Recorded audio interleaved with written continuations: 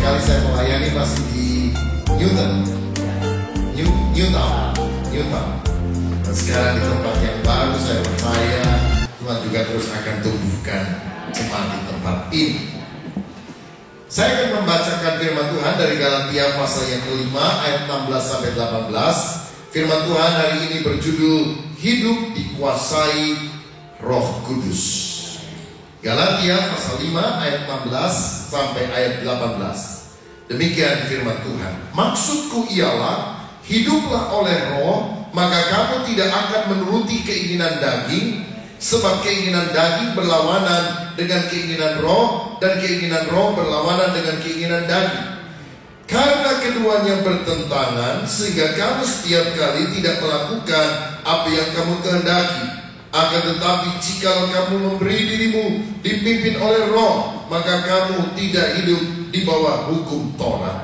Ayat 25. Jikalau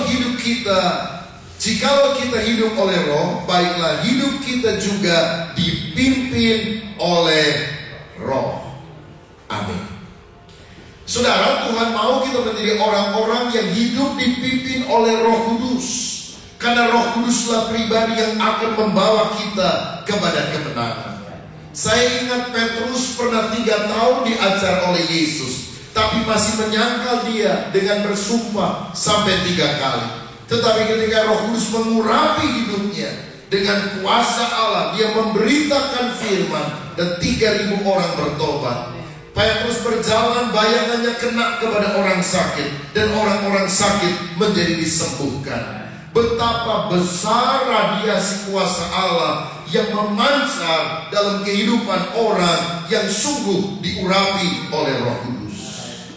Saya dulu adalah seorang pemalu, tidak berani bicara di depan umum, apalagi berkhotbah seperti sekarang ini. Saya ingat pada waktu saya mulai terima Yesus, dan kemudian ketua dari remaja di gereja kami mengajak saya ikut latihan paduan suara remaja. Saudara, saya tidak pernah mau nyanyi di depan, karena saya pikir saya takut berdiri di depan umum.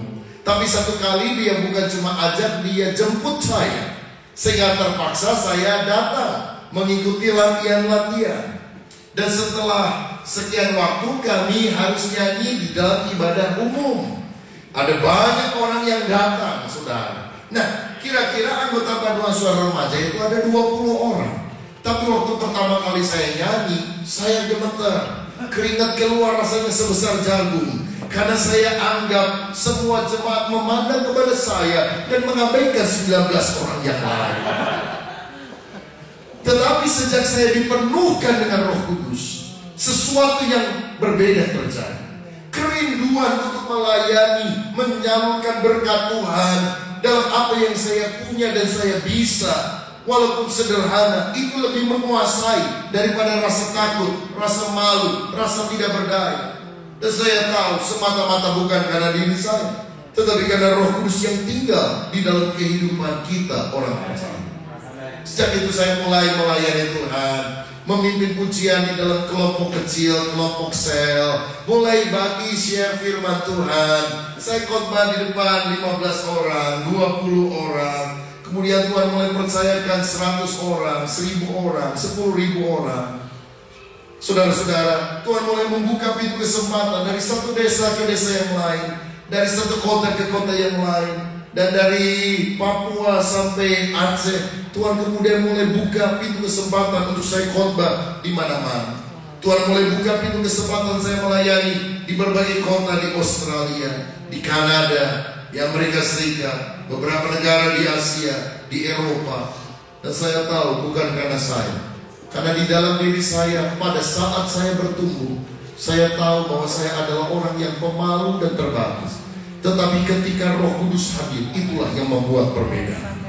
Saya pernah pada masa remaja duduk sebagai seorang peserta yang mendengarkan khotbah yang disampaikan oleh pendeta dalam KKR di Istora Senayan, Jakarta. Itu tempat main bulu tangkis, dan zaman-zaman itu kalau ada KKR besar selalu diadakannya di Istora Senayan, Jakarta, karena bisa muat antara 8 atau sampai 10.000 orang. Dan ketika pendeta khotbah, dia bilang, satu kali yang akan khotbah di tempat ini bukan saya, tapi Anda yang percaya kepadanya. Dan saya mulai dulu dan berpikir, saya bisa khotbah di sana, siapa yang undang? Khotbah apa? Dan bagaimana mungkin saya bisa berani berdiri di depan ribuan orang yang ada di tempat ini? Tapi sekarang saya sudah beberapa kali khotbah di Istora Senayan, Jakarta. Dan waktu saya pertama kali berdiri di mimbar di Istora Senayan, Jakarta, saya berkata, Tuhan terima kasih. Tidak mungkin aku bisa melakukan hal ini kalau bukan Roh Kudus yang mengurapi. Paulus berkata, harta yang kami miliki ada dalam bejana tanah liat. Tanah liatnya itu nggak ada artinya apa-apa. Tapi harta yang kita miliki, pendiaman Roh Kudus dalam hidup kita, itu sesuatu yang luar biasa. 10 tahun yang lalu Tuhan mulai membukakan pelayanan media. Saya mulai khotbah di televisi, di LaTV, di Trans TV, di U-Channel, di Indovision. Sekarang disiarkan juga selain Indovision juga ada 19 kota besar yang ada di Indonesia. 1 minggu 2 program yang ditayangkan. Dan banyak orang-orang berkata, Pak, saya dijamah Tuhan, saya diberkati. Ada orang telepon kepada kanseler kami, saya orang Madura, nggak pernah ke gereja, tapi saya dengar khotbah pendeta Rubin Adi di televisi. Saya mau membuka hati terima Yesus. Sekarang saya sudah pindah ke kota yang lain dan saya bertobat terima Yesus sebagai juru selamat. Berapa waktu lalu sehabis khotbah di sebuah perayaan Natal bersama sekota Jember di GOR, gedung olahraga yang mereka punya. Malam sekali saya sampai di Surabaya, nginep di hotel. Pagi-pagi sekali saya bangun dan harus berangkat ke Bandung, ke tempat saya tinggal. Dan ketika lagi makan cepat-cepat di hotel di Surabaya, ada seorang bapak baju batik, rapi sekali. Dan dia berkata, maaf Pak, Bapak pendeta ya? Saya bilang iya. Dari mana Bapak tahu? Saya Muslim Pak, tapi saya penggemar khotbah Anda di televisi. Saudara-saudara, Injil bisa diberitakan tanpa perlu terhalang oleh tempat dan waktu melalui pelayanan-pelayanan media yang ada. Dan saya berpikir, apakah karena saya hebat? Sama sekali tidak. Roh Kudus itu membuat perubahan di dalam kehidupan kita. Saudara, hari ini izinkan Roh Kudus menguasai kehidupan kita. Kitanya tetap sederhana, kitanya tetap nggak ada apa-apa, tetapi Roh Kudus di dalam kita itu yang akan membuat perubahan. Mungkin ada yang berpikir, kalau untuk pendeta sih perlu penuh Roh Kudus supaya kalau dia khotbah orang-orang bertobat, diberkati. Tapi kan saya cuma ibu rumah tangga, apa gunanya saya penuh Roh Kudus? Paling-paling masakannya lebih enak, suami lebih senang, paling kan segitu. Tunggu dulu saudara sekalian, walaupun engkau ibu rumah tangga, tapi ketika Roh Kudus mengurapi saudara, ada karunia-karunia Allah yang Tuhan bisa berikan. Kalau saudara mendapatkan karunia kesembuhan ilahi misalnya, bukankah sesuatu yang dahsyat akan terjadi? Anakmu panas badannya, didoakan dalam nama Yesus sembuh, langsung panas badannya menjadi normal, sehat kembali. Lalu teman kita, tetangga kita dengar, dan dia bilang, kalau gitu boleh nggak doain anak saya juga? Oh boleh. Kita datang dalam nama Yesus, instan seketika anaknya sembuh. Apa nggak kaget tetangga-tetangga kita? Lalu tetangganya datang lagi, saya punya saudara ada di rumah sakit, boleh doain tidak? Oh boleh. Kita datang ke rumah sakit, lalu kita tanya, sakit apa? Sakit flu? Bukan, sakit cancer stadium 4. Hah? Saya nggak bisa, saya ibu rumah tangga biasa, nggak pernah doa untuk hal semacam ini. Tapi karena sudah terlanjur ada di sana, kita doa juga. Seminggu kemudian, ketika dokter check up lagi, penyakit kansernya hilang sama sekali, dan orang itu bisa pulang ke rumah. Mungkinkah hal itu terjadi? Bisa dialami?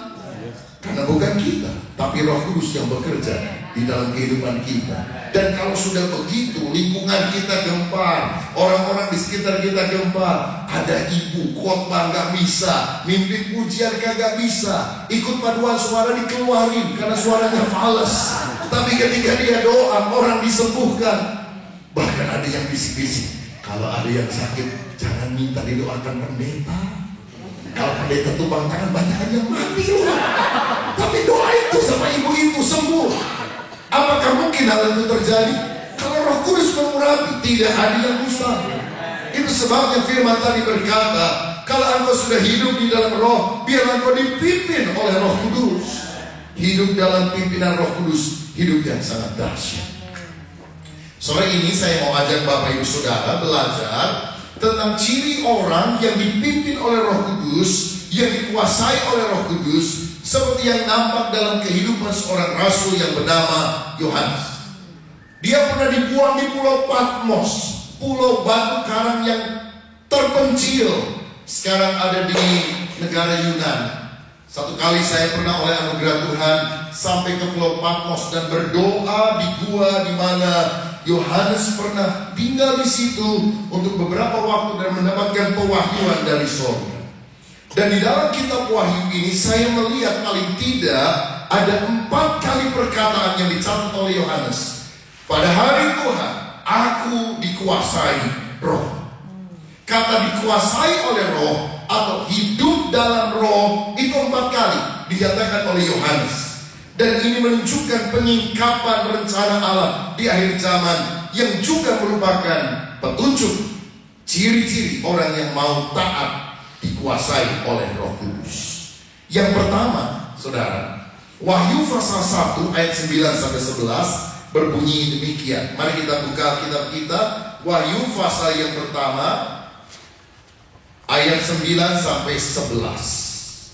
Aku Yohanes, saudara dan sekutumu dalam kesusahan, dalam kerajaan, dan dalam ketekunan, menantikan Yesus berada di pulau yang bernama Patmos. Oleh karena firman Allah dan kesaksian yang diberikan oleh Yesus, pada hari Tuhan, apa?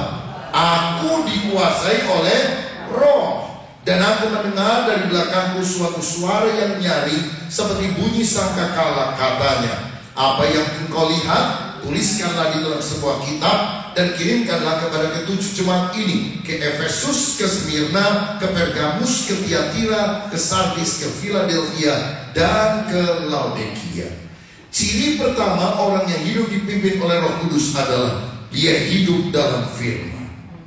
Saudara, ketika hari Tuhan tiba, Roh Kudus mengurapi Yohanes. Lalu Tuhan bilang, sampaikanlah apa yang kamu lihat dan dengar ini kepada 7 sidang jemaat yang ada di Asia Kecil, dan catatlah dalam sebuah kitab. Saudara-saudara, dari sini saya tahu bahwa Roh Kuduslah pribadi yang mengilhamkan Alkitab. Memang manusia yang dipakai untuk menulisnya, entah itu nabi, entah itu rasul. Tapi idenya bukan dari dia sendiri. Semua kata, semua tulisan yang ada dalam Alkitab itu inspirasinya berasal dari Roh Kudus. Dan Roh Kudus menginspirasikan firman untuk mengoreksi jemaat agar kita hidup di dalam kemenangan sesuai dengan kehendak Tuhan. Saya yakin begini, orang yang penuh dengan Roh Kudus, cirinya dia cinta firman.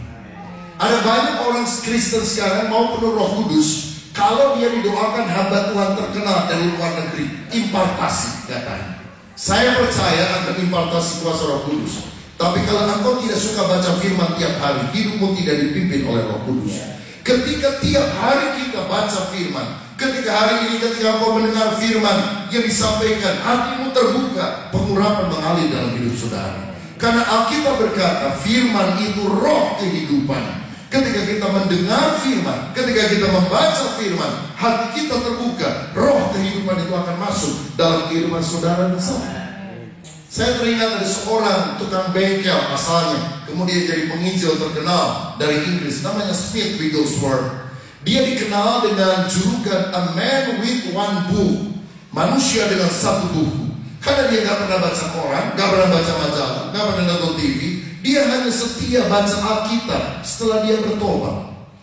Dan Tuhan memakai dia untuk melakukan mujizat kesembuhan ilahi secara dahsyat. Bahkan dia berkali-kali dipakai oleh Tuhan, bukan hanya menyembuhkan, tapi membangkitkan orang mati. Satu kali ada tetangganya yang sakit kemudian meninggal, dan dia diminta datang untuk melayani.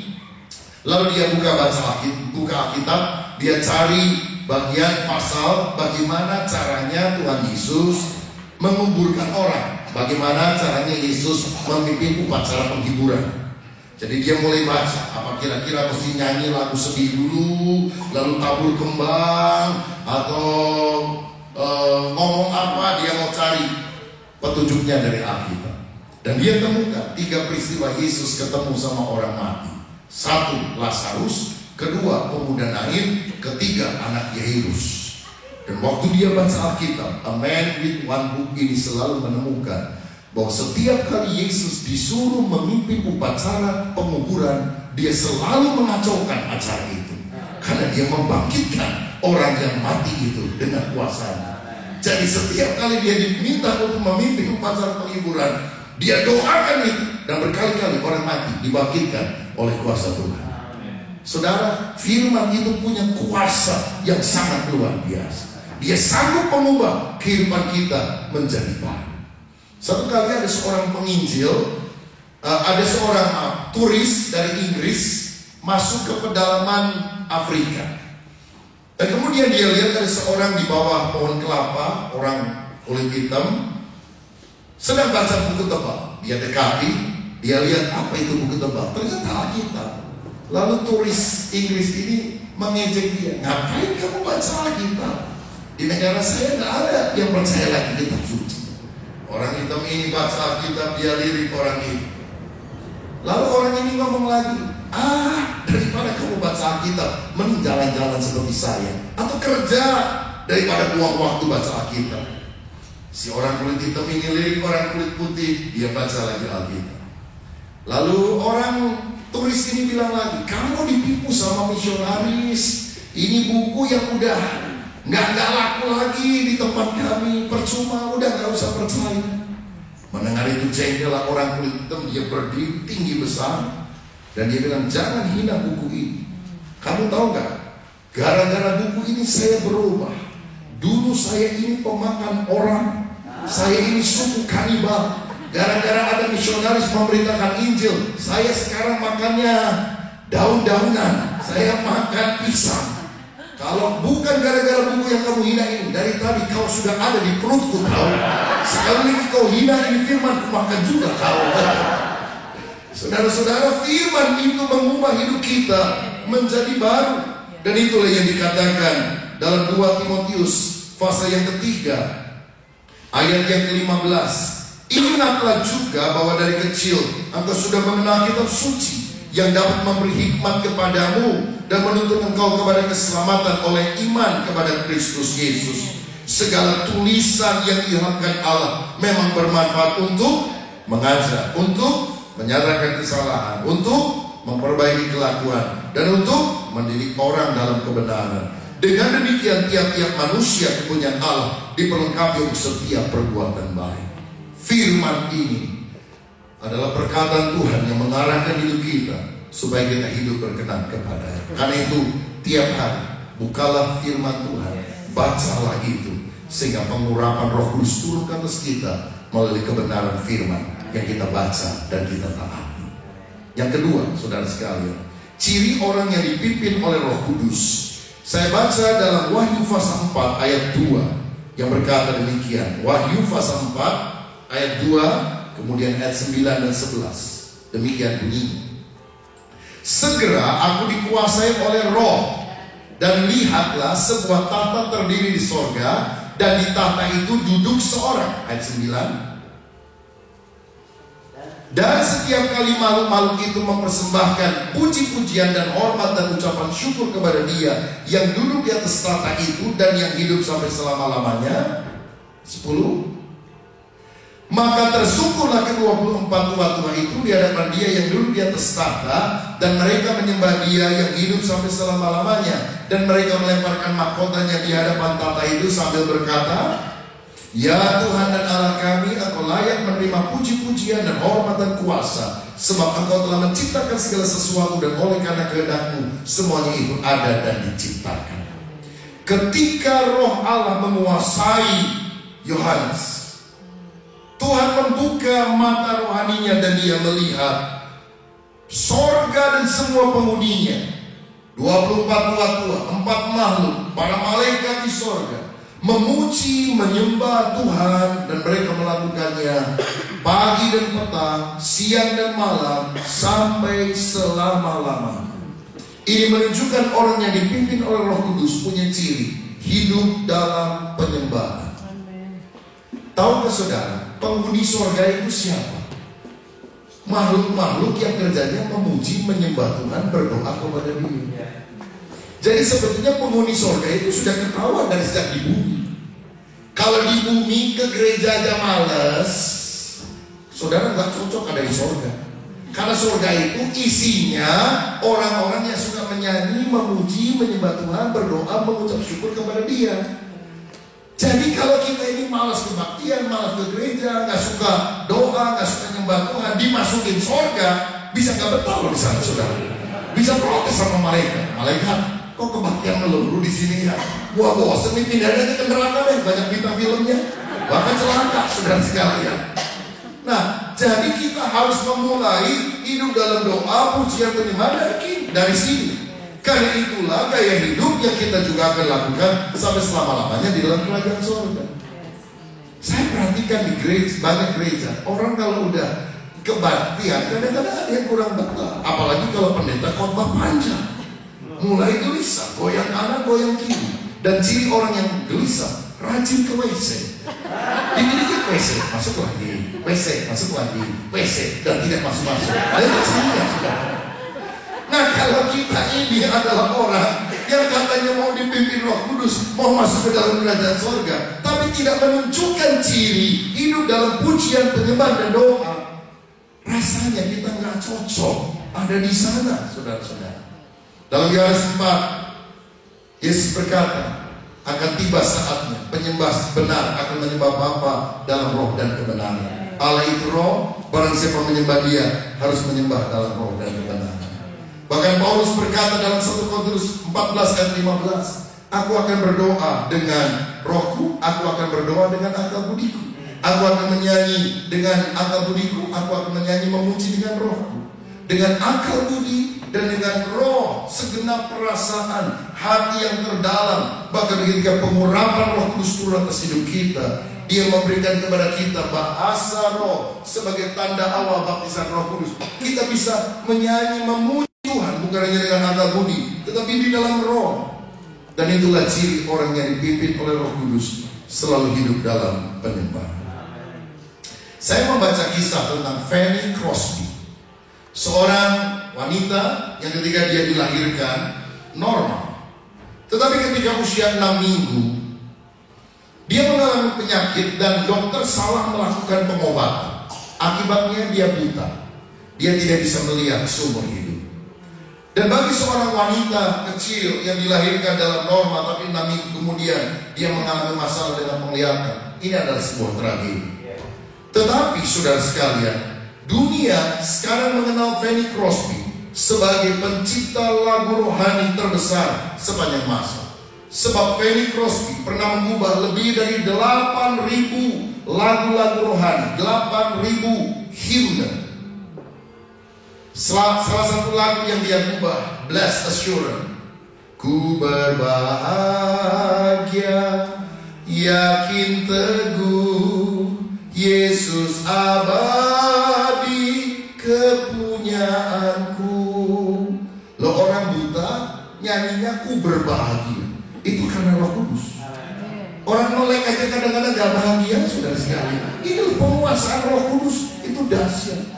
Salah satu lagu lain dari 8.000 yang dia pernah karang, Yesus Tuhan penebusku, dengar doaku, janganlah Tuhan lalui, berilah berkat-Mu. Itu lagu Fanny Crosby yang sudah dikarang beberapa abad yang lampau, udah ratusan tahun. Tapi kalau itu dinyanyikan, orang dari gereja Protestan, Pentakosta, termasuk Katolik tahu lagu ini. Sekarang banyak lagu-lagu baru diubah, bagus-bagus, tapi 3-4 tahun kemudian nyaris tak terdengar. Tapi lagu-lagu yang diubah oleh Fanny Crosby itu menjadi lagu yang terus berkumandang sepanjang masa. Karena dia bukan hanya mengarang dari bakat, dia mengarang dari hati. Karena Roh Kudus mengurapi hidup. Inilah ciri orang yang dipenuhi dengan Roh Kudus, hidup dalam penyembahan. Buta, tapi 8.000 lagu rohani dia karang. Saudara dan saya melek berapa ribu lagu rohani yang sudah kita karang, saudara-saudara. Atau mungkin karena suara kita, ucapan kita hanya keluhan, omelan, dan itu pertanda kita tidak sungguh hidup dipimpin oleh Roh Kudus. Mari kita berkata, Roh Kudus, pimpin hidupku, sehingga apapun yang terjadi hanya doa, pujian, penyembahan yang aku panjatkan kepadamu. Siapa yang setuju berikan tepuk tangan. Saudara tahu doa itu berkuasa, pujian itu berkuasa. Dahsyat. Hidup di dalam doa penyembahan, kita alami sesuatu yang luar biasa. Kami tahun lalu baru saja meresmikan gereja yang baru. Saya melayani di Bandung, ada 3 tempat ibadah. Salah satu tempatnya kami bangun di atas tanah 8.000 meter, dan bangun gereja 5 lantai.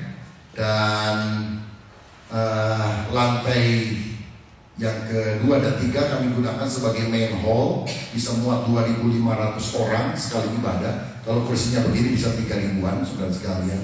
Dan tempat-tempat lain masih banyak ruangan-ruangan kami juga gunakan untuk sekolah teologi dan sebagainya. Dan ketika pembangunan itu sedang berlangsung, tentu banyak sekali kebutuhan dana yang kita perlukan. Setiap bulan 2 miliar rupiah lebih yang kami harus keluarkan. Jemaat kami jemaat sederhana sebetulnya, yang gak ada konglomeratnya. Jemaat rata-rata lah ya, rata-rata seperti saudara, rata-rata diberkati Tuhan, gitu kan? Nah, kemudian satu kali beberapa bulan yang lalu, bendahara itu telepon, Pak, bulan ini kita harus bayar 1 miliar lebih, masih ada kekurangan dana 500 juta. Gimana ya? Saya bilang, tanya ketua pembangunan gimana? Lah dia baru tanya sama saya, kita kagak ada duit, gimana? Tanya sama Pak Pendeta. Lah saya bilang nggak punya duit. Lah tapi besok ceknya mesti bayar nih Pak, gimana? Ya udah kita doa saja. Kita juga dari dulu modalnya iman kok. Ya udah beriman saja. Saudara-saudara, hari itu hari Senin saya ingat, besok hari Selasa harus dilakukan pembayaran, masih kurang 500 juta. Dan saya pas mengundang mahasiswa baru dari Sekolah Tinggi Teologi Karisma yang saya pimpin di Bandung. Ini mahasiswa barunya saya undang makan ke rumah, sharing, ngobrol-ngobrol, bicara hati ke hati, ketawa-ketawa. Tiba-tiba pintong, ada orang yang bel. Lalu kemudian ada pembantu kasih tahu, Pak, ada tamu di luar. Aduh, saya ini lagi banyak mahasiswa ini, tamu semuanya juga. Nggak tahu, katanya mau minta didoakan karena mau operasi. Oh ya udah, jadi saya dari ruangan bagian dalam, ruangan keluarga, menemui orang itu di ruangan tamu di depan. Ternyata jemaat, saudara-saudara, dia bilang, Pak, saya mau ke Jakarta sekarang dari Bandung karena saya sudah dideteksi ada penyakit jantung dan harus diring ya.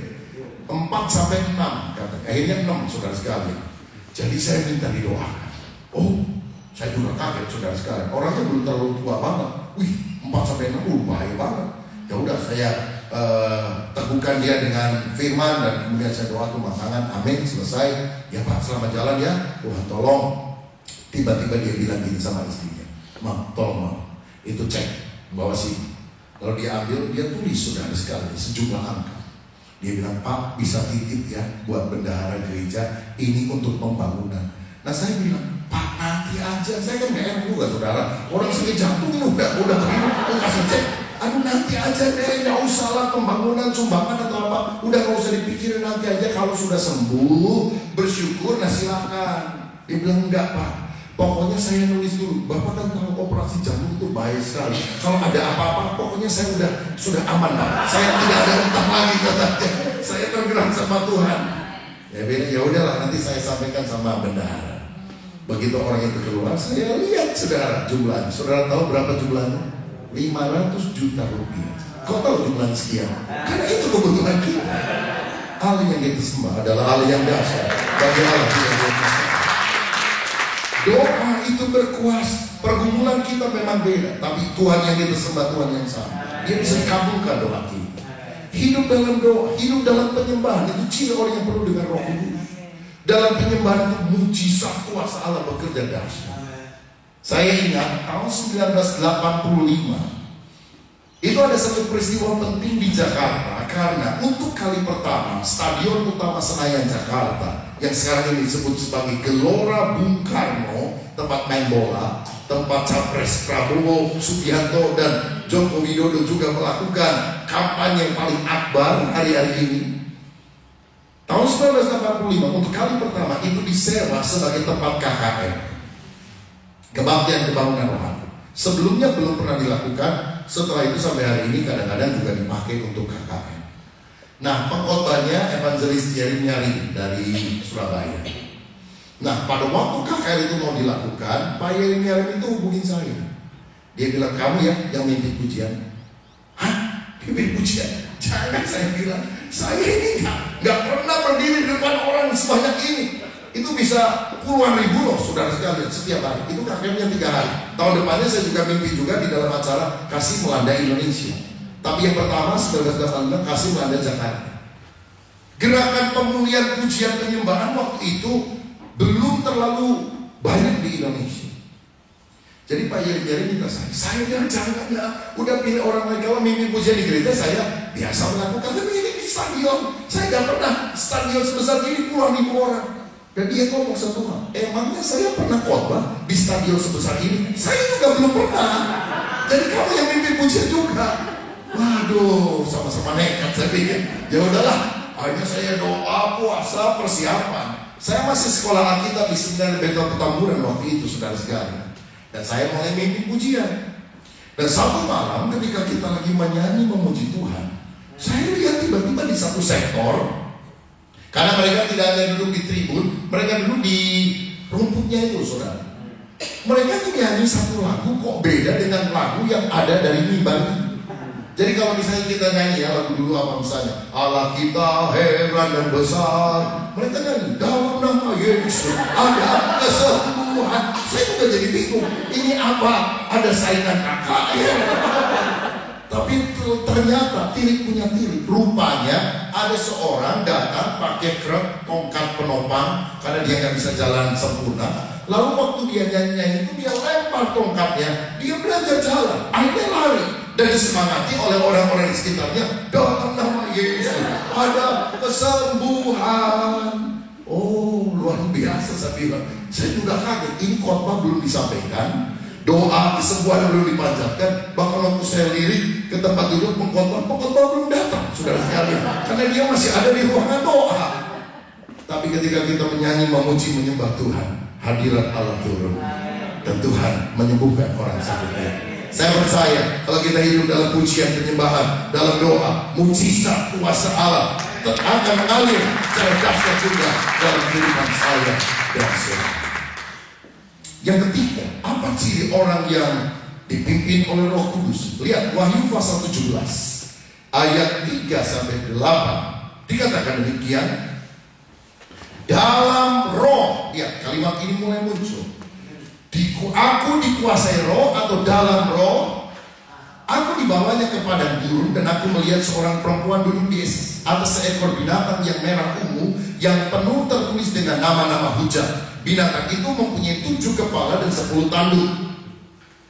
Dan perempuan itu memakai kain ungu dan kain kirmisi yang dihiasi dengan emas, permata, mutiara, dan di tangannya ada suatu cawan emas penuh dengan segala kekejian dan kenajisan percabulannya. Dan pada dahinya tertulis suatu nama, suatu rahasia, Babel besar, ibu dari wanita-wanita pelancong dan kekejian bumi.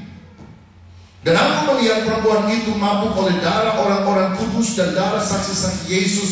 Dan ketika itu aku melihatnya, aku sangat heran. Ayat 7. Lalu kata malaikat itu kepadaku, mengapa engkau heran? Aku akan mengatakan kepadamu rahasia perempuan itu dan rahasia binatang yang memikunya. Binatang yang berkepala 7 dan bertanduk 10 itu. Adapun binatang yang telah kau lihat itu telah ada namun tidak ada. Ia akan muncul dari jurang maut dan ia menuju kepada kebinasaan. Dan mereka yang diam di bumi yaitu mereka yang tidak tertulis di dalam kitab kehidupan sejak dunia dijadikan akan heran apabila mereka melihat bahwa binatang itu telah ada namun tidak ada dan akan muncul kembali. Jadi ketika Roh Kudus menguasai Yohanes, sekarang dia melihat satu penglihatan yang berbeda dari penglihatan sebelumnya. Dia melihat seekor binatang yang menyeramkan, berkepala 7, bertanduk 10, dan di atasnya duduk seorang wanita yang berpakaian sangat glamor, berpakaian kirmis merah, dihiasi dengan ungu, lalu ada emas, ada mutiara, ada permata. Dia pegang cawan yang terbuat dari emas. Dan ketika dia melihat wanita yang cantik, yang glamor, yang mewah itu, dikatakan Yohanes menjadi heran. Waktu saya teliti dalam bahasa aslinya, kata heran yang dipakai di sini menunjukkan kekaguman. Yohanes terpesona melihat penampilan wanita itu. Tapi Yohanes langsung ditegur oleh malaikat dan berkata, "Mengapa kamu heran? Sebab aku akan menyatakan siapa wanita yang engkau lihat itu sebetulnya."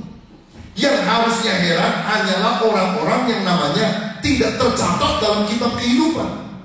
Orang yang tidak lahir baru itu akan heran. Kamu jangan heran, kamu jangan kagum, kamu jangan terpesona, karena ternyata wanita ini adalah Babel besar, ibu dari segala pelacur yang ada di bumi. Nah, saudara perlu perhatikan, wahyu itu dipenuhi dengan lambang-lambang. Dan ada dua tokoh wanita yang seringkali muncul dalam kitab Wahyu. Yang pertama disebut mempelai wanita Kristus yang kudus, yaitu orang-orang percaya yang saleh, yang hidup dalam kebenaran walaupun mereka mengalami aniaya karena Kristus. Tapi yang kedua adalah orang-orang Kristen tetapi melacurkan imannya dan akan bersekongkol dengan antikris dan kuasa kegelapan, tidak lagi taat kepada kebenaran firman. Tetapi justru yang gak taat sama kebenaran firman itu glamor, luar biasa, mewah, asetnya luar biasa. Tuhan bilang jangan heran, terpesonalah hanya kepada Tuhan Yesus Kristus. Saudara-saudara, ini adalah Babel besar, yaitu gereja yang akan kompromi dengan kuasa kegelapan. Dan kalau kita mendengar berita hari-hari ini, kita makin sedih. LGBT, lesbian, gays, lalu biseksual, transgender, itu makin hari makin diterima luas di berbagai gereja di seluruh dunia, termasuk di Australia. Dan ini memang sulit, saudara sekalian, karena ini kan sekarang ada kekuatan hukum untuk menyamakan mereka. Dan dalam buku-buku psikologi modern, keluaran terbaru, orang yang suka dengan sesama jenis sudah tidak dianggap lagi sebagai penyimpangan seksual, sudah dianggap sebagai wajar. Karena mereka meyakini Tuhan menciptakan manusia itu demikian. Ada pria, ada wanita, ada waria, wanita pria. Nah, saudara-saudara, jika demikian siapa yang perlu dipersalahkan? Tentu Tuhan. Dan ini akan makin meluas ke seluruh dunia. Presiden Barack Obama jelas-jelasan menyetujui hal ini. Dan banyak negara di Eropa, di Australia, di mana-mana menerima hal tersebut. Indonesia untungnya Islam masih sangat tidak suka dengan hal ini. Dan dalam hal soal moral-moral yang begitu, kita berutang juga bersama orang Muslim, saudara. Mereka kencang sekali soal itu. Tapi secara umum hal ini akan diterima oleh seluruh dunia. Dan Dr. Billy Graham pernah ngomong sekian puluh tahun yang lalu, jika Tuhan tidak menghukum dunia pada zaman modern ini, Dia harus minta maaf kepada orang di zaman Sodom dan Gomora, karena dosa masa kini jauh lebih hebat daripada dosa Sodom dan Gomora. Tapi kalau soal pengaruh, kuasa luar biasa, dan banyak orang akan terpesona, kagum akan hal ini. Tuhan bilang, terpesonalah hanya kepada Yesus, taat kepada kebenaran firman. Karena itulah yang akan diangkat oleh Tuhan, yaitu orang-orang yang sungguh-sungguh hidup taat kepada Dia. Apa pelajaran Yohanes yang kita bisa petik? Jangan mengagumi perkara dunia yang najis lalu tercemar, Seperti Lot yang melihat Sodom dan Gomora indah seperti Taman Eden, seperti taman Tuhan, dan dia pindah ke sana. Bahkan bukan hanya menjadi penduduk Sodom dan Gomora, dia duduk di pintu gerbangnya. Itu berarti menjadi penatua kota, saudara-saudara. Dan akibatnya apa? Istrinya jadi tiang garam. Kedua orang anak wanitanya memperkosa bapaknya ketika dia sedang tidur, sehingga muncullah Amon dan Moab. Amon dan Moab itu anaknya Lot sekaligus cucunya Lot, saudara sekalian. Jadi bisa panggil papi, tapi bisa juga panggil engkong. Sampai zaman modern ini pun pengalaman semacam itu jarang terjadi. Sudah kerusakan moral terjadi. Tuhan bilang jangan terpesona oleh apa yang kelihatannya hebat secara manusia. Sebab apa yang dikagumi oleh manusia itu dibenci oleh Tuhan. Tuhan hanya ingin kita hidup dalam kebenaran. Tuhan tidak pernah kagum kepada orang kaya. Tuhan tidak pernah kagum kepada pangkat yang kita miliki. Tuhan hanya kagum melihat sikap hati kita yang beriman. Ketika perwira Kapernaum itu minta hambanya disembuhkan oleh Yesus, Yesus tidak mengagumi pangkat dari perwira Kapernaum ini. Yesus tidak pernah hormat, kagum kepada harta dari perwira ini. Kita kadang-kadang beda. Wih, tahu dia kaya bener, luar biasa uangnya. Tahu gak dia, jenderal hebat. Tuhan bilang jangan kagum, kagumi hanya Yesus. Dan Yesus pernah kagum hanya kepada iman yang dimiliki oleh perwira ini. Tahu gak saudara, di hadapan Tuhan iman itu jauh lebih berharga daripada perkara-perkara dunia. Hiduplah di dalam kebenaran, maka Tuhan akan menyatakan kemuliaan. Yang terakhir, yang keempat, saudara, Wahyu 21 ayat 9-11 berkata demikian. Wahyu 21 ayat 9-11. Maka datanglah seorang dari ketujuh malaikat yang memegang ketujuh cawan yang penuh dengan ketujuh malapetaka terakhir itu. Lalu ia berkata kepadaku, katanya, marilah ke sini, aku akan menunjukkan kepadamu pengantin perempuan mempelai anak domba.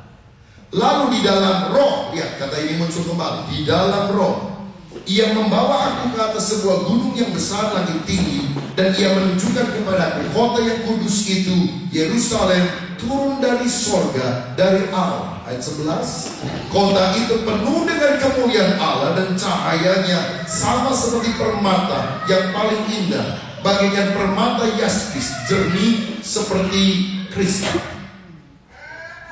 Kita lihat di sini, saudara sekalian, ciri orang yang dipimpin oleh Roh Kudus adalah hidup sebagai mempelai wanita Kristus. Ketika Roh Allah mengurapi Yohanes, dia melihat mempelai wanita anak domba, bercahaya-cahaya penuh kemuliaan Allah. Dan apa pakaian yang dikenakan oleh wanita, mempelai wanita Kristus? Pasal 19 ayat 7 dan 8. Marilah kita bersukacita dan bersorak-sorai dan memuliakan Dia, karena hari perkawinan anak domba telah tiba dan pengantinnya telah siap sedia.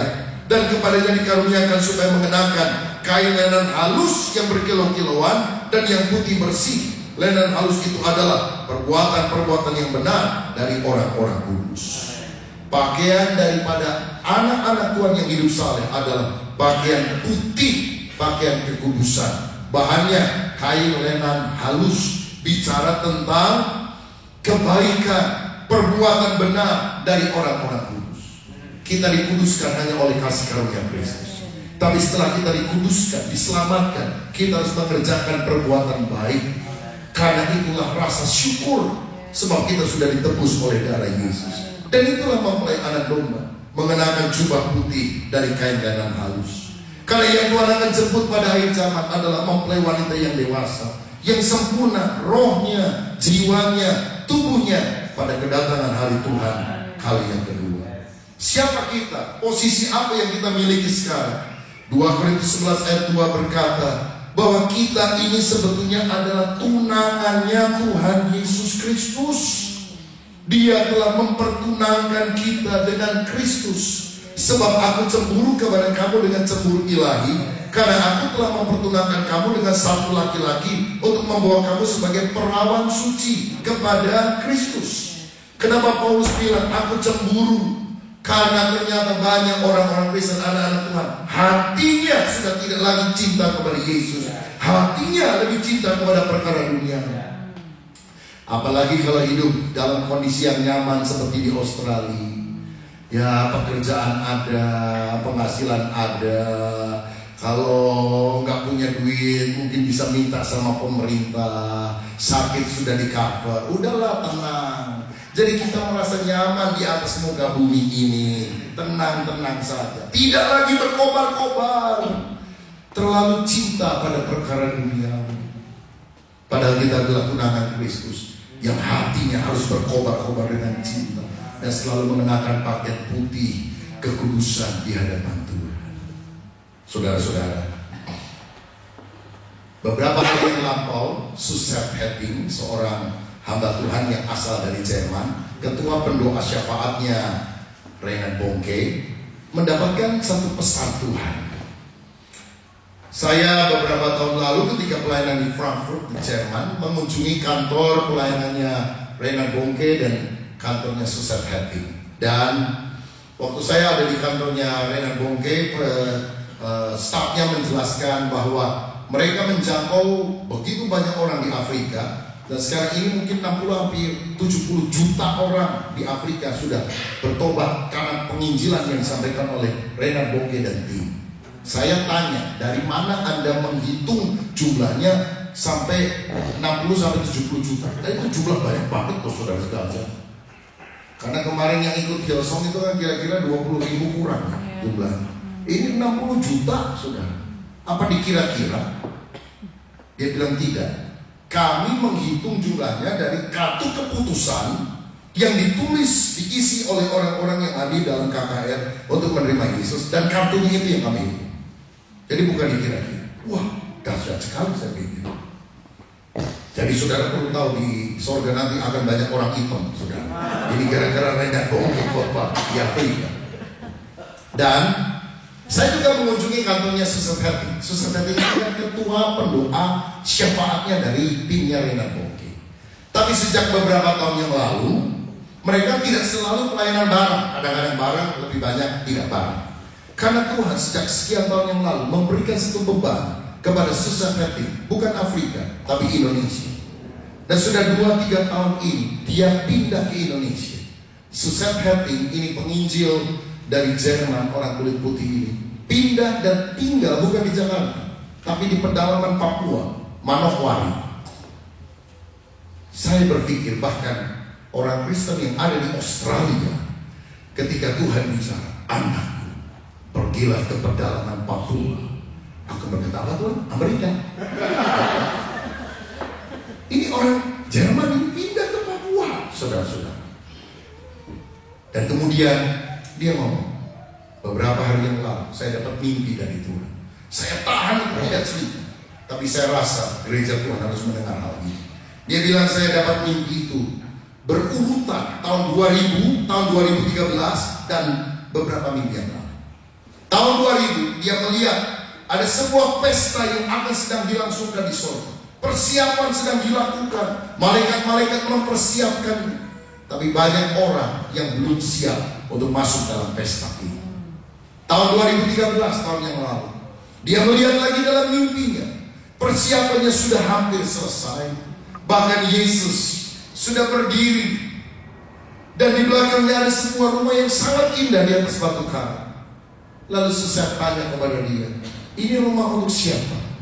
Dan Yesus jawab dalam mimpi itu, ini rumah bagi mempelai wanitaku. Aku sudah sangat rindu untuk menjemput dia.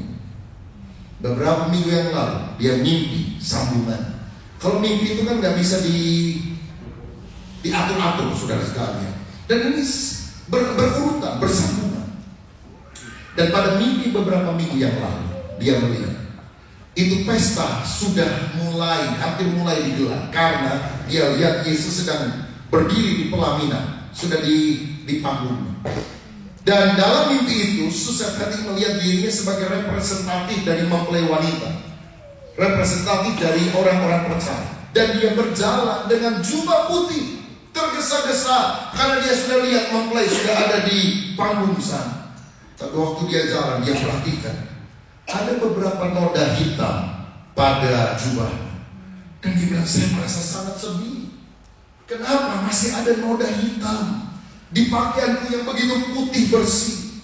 Tapi aku bakal tidak sempat kembali ke rumah, karena aku on the way, dalam perjalanan menuju tempat pesta. Karena mempelai sudah siap untuk menyambut aku. Dan aku melihat banyak orang-orang mulai datang ke pesta ini mengenakan jubah putih. Tetapi ternyata banyak juga yang datang tanpa mengenakan jubah putih. Dan mereka semua ditolak untuk masuk ke tempat pesta oleh malaikat Tuhan. Dan ketika aku masuk ke dalam, aku merasa mempelai pria sangat mengasihi saya. Tetapi waktu aku berdampingan dengan dia, saya menyadari saya cinta sama Tuhan Yesus. Tapi saya tidak sedang falling in love. Saya tidak sedang kasmaran kepada dia.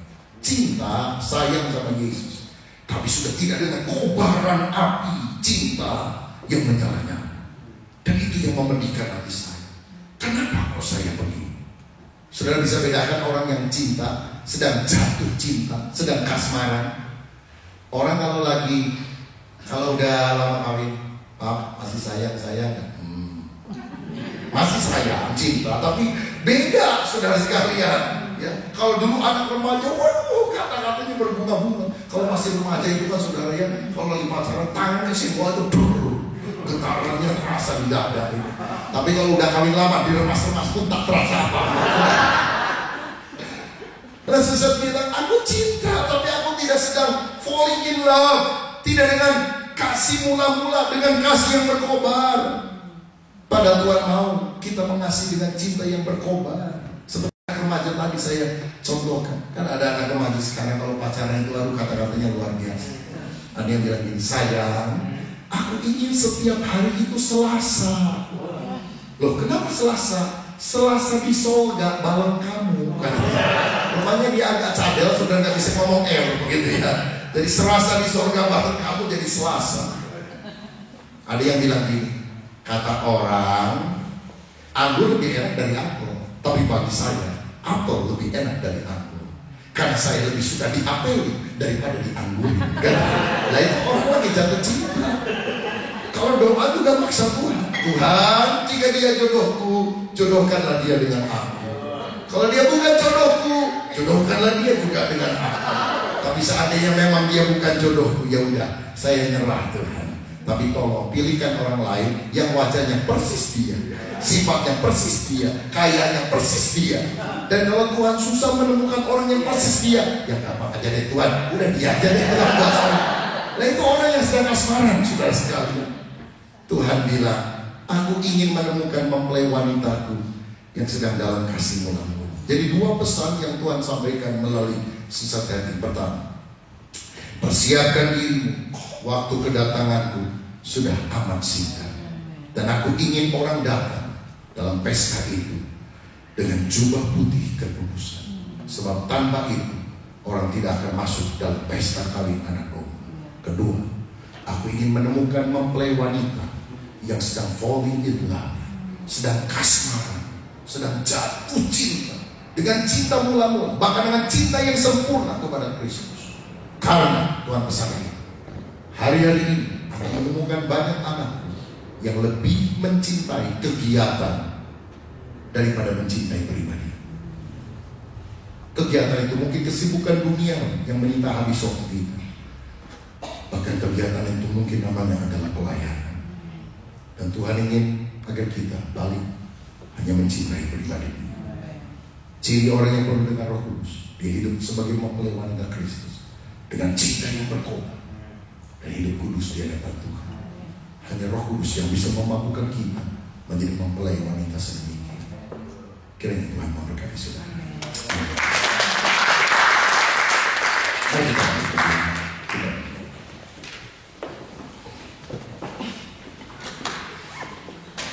Bagaikan bencana yang siap untuk dibentuk, aku mau seperti Engkau ya Tuhan. Haleluya. Bagaikan bencana siap dibentuk, demikian hidup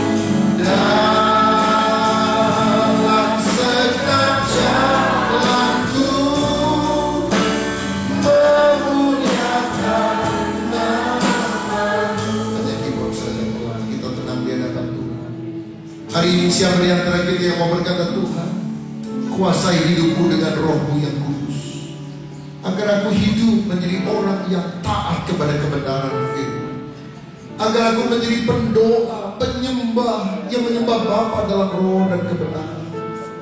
Jadikan aku orang yang tidak mudah terpesona oleh hebatnya perkara-perkara duniawi yang tampaknya gelap. Biar aku hanya kagum kepada pribadi Yesus.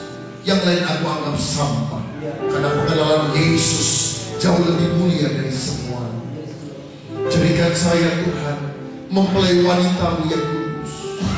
Tuhan, Engkau menemukan, Engkau melihat kalau ada noda-noda, kerut-kerut dalam hidup kami semua, basuh kami dengan darah. Ampuni kami, Tuhan, sucikan kami, layakkan kami supaya kami berkenan kepada Tuhan. Segala ikatan apapun patahkan dalam nama Tuhan Yesus Kristus. Dan biarlah ketika Engkau datang, aku ditemukan mengenakan jubah putih dan punya hati yang berkobar-kobar dengan cinta kepada Tuhan. Mulai hari ini, mulai dari saya, Tuhan, mulai lagi Tuhan, pengurapan Allah itu kuat mengalir, sehingga kami sungguh-sungguh berkenan di hadapan Tuhan. Siapa di antara saudara yang hari ini setelah mendengar firman Tuhan berkata, firman ini untuk saya, Tuhan menyampaikan pesan untuk saya, agar saya hidup berjaga-jaga, dipimpin oleh Roh Kudus. Saya mau menjadi seperti Yesus. Kalau itu doa dan rinduan saudara, mari angkat tanganmu dan katakan, ku mau seperti-Mu Yesus, disempurnakan selalu dalam setiap jalanku, memuliakan nama-Mu. Sekali lagi, ku mau seperti-Mu Yesus, ku mau seperti-Mu Yesus, disempurnakan selalu dalam setiap jalanku, memuliakan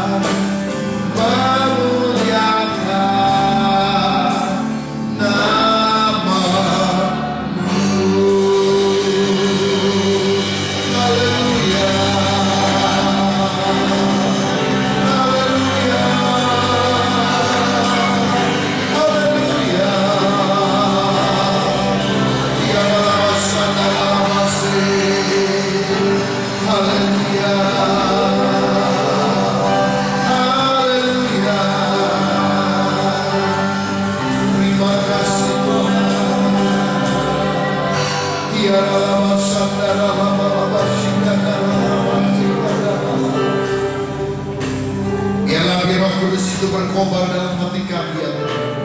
Kobarkan lagi cinta mula-mula kepadamu ya Tuhan Yesus. Kobarkanlah kasih yang sejati akan Engkau. Dan dari kami selalu ditemukan mengenakan jubah putih.